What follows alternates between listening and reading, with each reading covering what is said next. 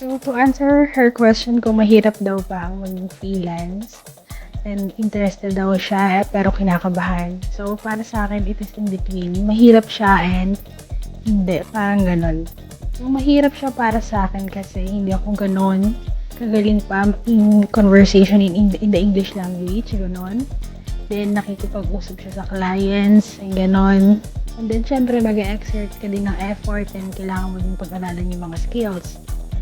What I like about freelancing is kahit student ka pa, kagaya ko, I'm a third year psychology student and I'm earning na. And nagagawa ko lang din siya from my home, lalo na at pandemic. So para sa akin, mahirap siya sa simula.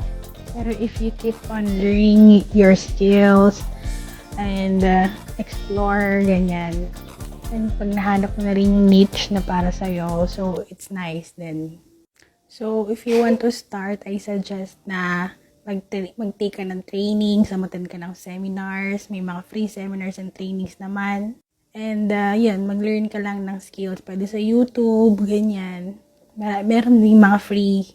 And in no time, makikita mo rin na, ayan, nausa din.